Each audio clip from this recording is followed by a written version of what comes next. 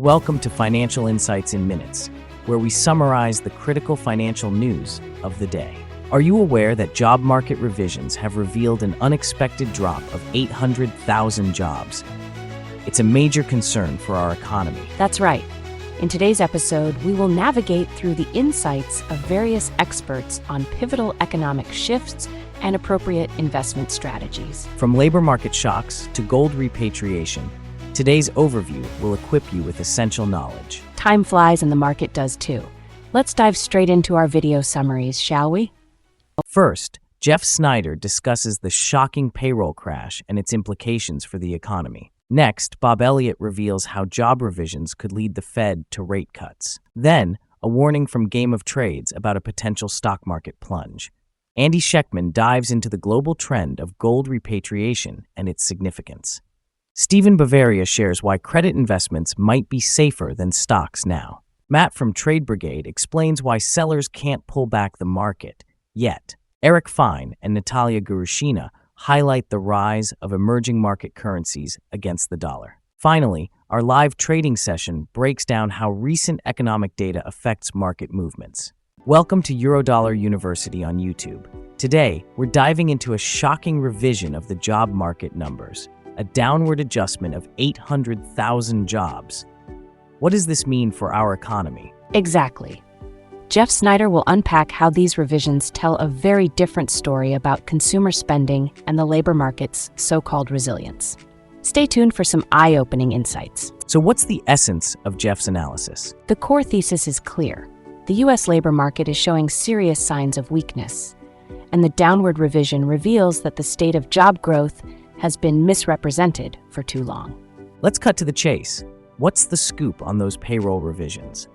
The BLS has revised the job numbers, knocking down 800,000 positions from last year, bringing our supposed job growth down to just 2.1 million.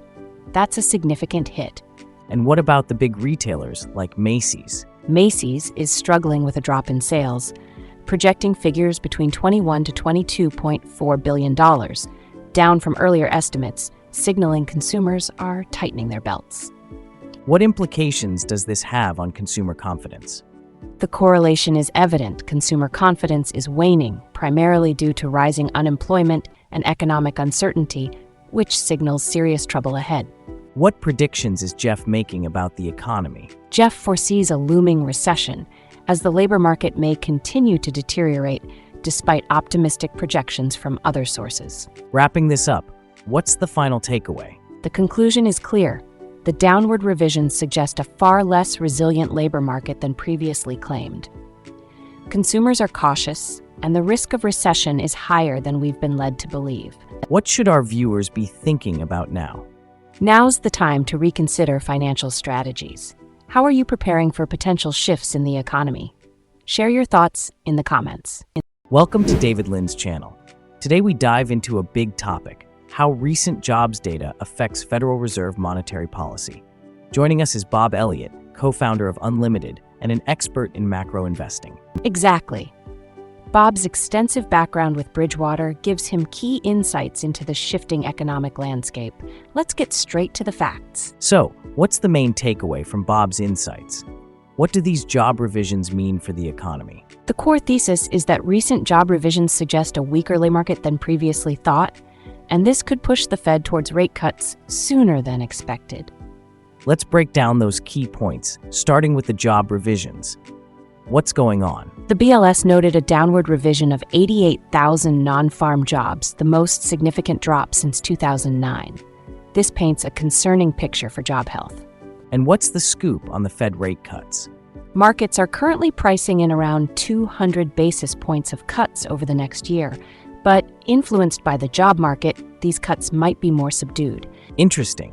What does this mean for the markets? There's a disconnect. Stocks are at highs while bonds reflect recession fears. This sets a precarious stage for investors. And how should investors react? Investors should consider diversifying from traditional stocks to include alternatives, particularly with the uncertainty ahead. So, what does Bob predict for the coming months? He anticipates a gradual economic slowdown with a slow rise in unemployment and modest GDP growth, avoiding drastic recession.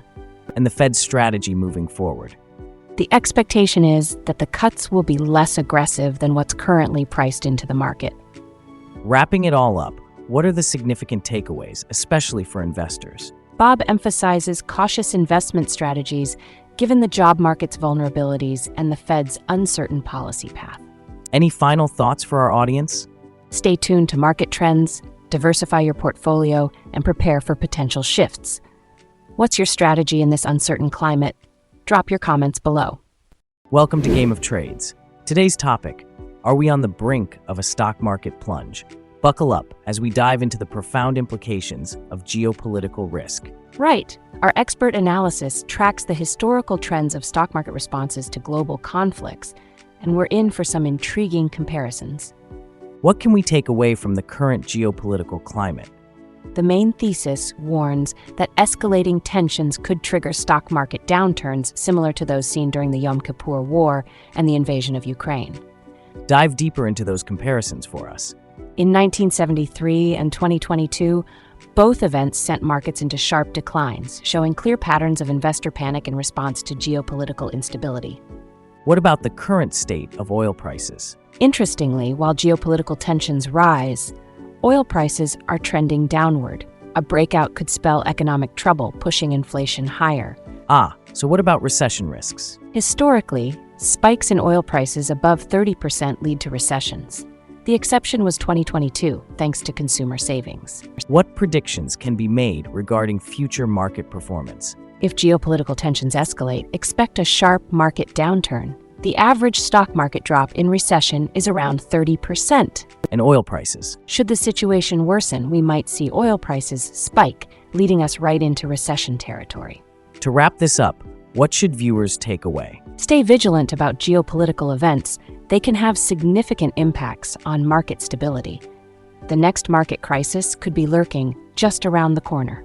What do you all think will happen next? Drop a comment below with your predictions on how these tensions will affect the market. Welcome to Kitco News. Today's captivating discussion dives into the rising trend of gold repatriation.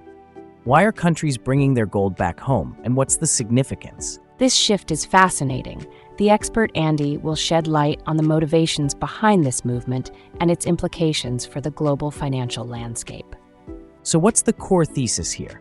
Why are nations eager to bring back their gold? Countries are increasingly repatriating their gold to mitigate counterparty risks associated with holding assets overseas, particularly given recent geopolitical tensions. Let's get straight to the facts. What shifted in 2019? The BIS designated gold as a Tier 1 asset alongside U.S. Treasuries, which opened the floodgates for banks to start accumulating gold. Whoa, what about the repatriation trends? There's been a notable spike in repatriation. Countries like India and Saudi Arabia are actively taking their gold back, significantly increasing their reserves. And what about the central banks? A study shows that 68% of central banks want to keep reserves at home, highlighting concerns about U.S. sanctions and the dollar's reliability. Interesting. Any geopolitical insights? Absolutely. Countries like Saudi Arabia are selling oil in yuan, contributing to a growing shift from dollar dependency. Looking ahead, what's the outlook for gold? There's a perfect storm brewing. Countries see commodities, particularly gold, as valuable assets. This transition might reshape economic power dynamics. What should we expect moving forward? Inching toward even more countries repatriating their gold as they seek to bolster financial security amidst uncertainty. And how about the dollar? Expect significant shifts away from dollar transactions as countries embrace local currencies and commodities. To wrap things up, what's the big picture? Nations are prioritizing gold as a safe asset, reducing their dependency on U.S. Treasuries and the dollar. It's clear, commodities like gold hold the key to financial sovereignty. So what's the takeaway from the BIS decision? The Tier 1 status of gold has shifted the landscape, reinforcing its value as countries race to secure positions in this gold market. Let's hear from you. How do you see this unfolding? Drop your predictions in the comments. Where do you think this gold revolution will lead us? Welcome to Thoughtful Money. Today, we're diving deep into the world of credit investing. And who better to guide us than the brilliant Stephen Bavaria, creator of the Income Factory framework? Absolutely. Steven's back on the show to share his insights on why credit investing could be a more stable alternative in fluctuating markets. It's a hot topic for anyone wanting to invest with lower risk and higher yield. So, what's the key take from Steven's talk today? The main thesis is that in today's volatile market, credit investing can deliver attractive returns between 8 and 10%, while significantly reducing the risk associated with equities. Let's break down the difference in risk between credit and equity investing. Credit investors mainly bet on companies surviving to meet their debt obligations, while equity investors have to worry about stock prices rising, putting them at additional risk. And what about the current state of dividends on equities? Right now, the S&P 500 only pays a dividend of 1.5%, which means investors are counting on significant capital gains to get a competitive return. And Steven's income factory approach emphasizes consistent income, right? Correct. His strategy revolves around generating reliable income, typically between 8 and 10%, through credit investments like high-yield bonds and senior loans. So how have default rates impacted credit investing? Interestingly, default rates for the corporate sector have hovered around 1%. And if defaults do occur, investors often get back 40 to 60% of their investment. Let's talk about closed-end funds. Closed-end funds allow investors to gain exposure to a broad range of credit-related securities while benefiting from the expertise of professional managers, making it more accessible. What does Steven predict about market volatility? He anticipates continued volatility in stock markets, leading more investors to seek the safety of credit investments for stable income streams.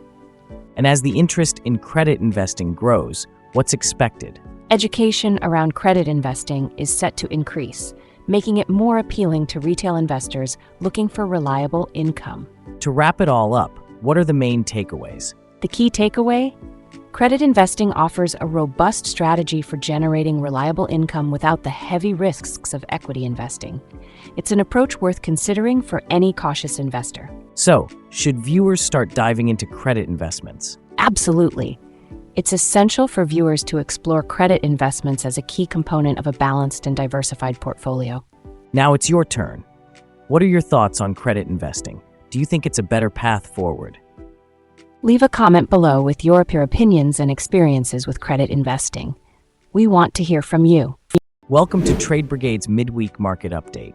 Today, we're tackling why sellers couldn't muster a pullback amidst all this market resilience. Joining us is our very own Matt, who'll break down today's trading strategy. Indeed, Matt dives deep into market movements and provides insightful trading strategies based on current price action. Buckle up for some market navigation. What's the crux of today's discussion? Why can't sellers create that pullback? The thesis revolves around the market's resilience at highs. Despite some opportunities for sellers to initiate a pullback, they simply haven't found the momentum to lead a reversal. Let's break down the key points. First up is market resilience. What's the current state? The market remains robust. Despite sellers' attempts, we aren't seeing any strong signals suggesting a pullback is imminent. What does the SPY daily trend tell us? The chart evidences higher highs, signaling an upward trend. Even with some sideways movement, there's optimism for continuation. What indicators suggest a potential pullback? While there's been some slowdowns, it's more a sign of consolidation rather than a clear downward pullback. Any thoughts on future trading strategies? If higher lows are established, it opens up buy signals. The overall outlook remains bullish as long as key levels are maintained. What about upcoming economic indicators? Initial jobless claims are on the horizon, which could possibly shake sentiment. Plus, Jerome Powell's speech could introduce more volatility. What predictions can we draw from today's analysis? The market is likely to maintain its strength in the short term unless key levels are breached. How might tomorrow's jobless claims impact the market? These claims could sway market direction. Keep an eye out for any sharp reactions. So in summary, what should traders keep in mind? Stay bullish unless concrete sell signals appear. What are your thoughts on market resilience? Let us know in the comments. What's the final thought for traders this week? Be diligent about key levels. The market's navigational patterns are crucial to successful trading. As we wrap up, how do you see the market evolving? Join the discussion. What are your predictions for the upcoming trading sessions? Welcome to Blockworks Macro. Today's exciting discussion centers around the shifting dynamics in global finance, focusing on how emerging market currencies are gaining traction. Absolutely. Eric Fine and Natalia Gurushina are here to share their insights on the burgeoning potential of emerging market currencies and why they're a key area of interest right now. What is the core takeaway from today's discussion? Emerging markets are undergoing significant transformations, creating stronger local currencies and highlighting the challenges faced by the US dollar as these economies grow. Let's delve into the historical context here. What changes have taken place in emerging markets? Countries in emerging markets are now better positioned compared to the past. They have moved away from unsustainable debt levels, implementing structural reforms that drive economic growth. What about investment opportunities? Where does the potential lie? Emerging market currencies offer higher yields compared to developed markets, inviting global investors to diversify their portfolios. The landscape for these investments is expanding and attracting interest. Now, every opportunity comes with its risks. What's the potential downside? Political instability within emerging markets poses a significant risk to investments. Moreover, any fluctuations in global markets can lead to increased volatility for these currencies. How does China play into this discussion? China's economic policies and their shifts significantly affect global markets and consequently affect the stability and growth potential of other emerging economies. Let's touch on technology. How is it impacting these markets? The rise of a digital economy in emerging markets is crucial. Increased access to technology is reshaping economies and fostering growth in various sectors. What predictions do Eric and Natalia make for the future?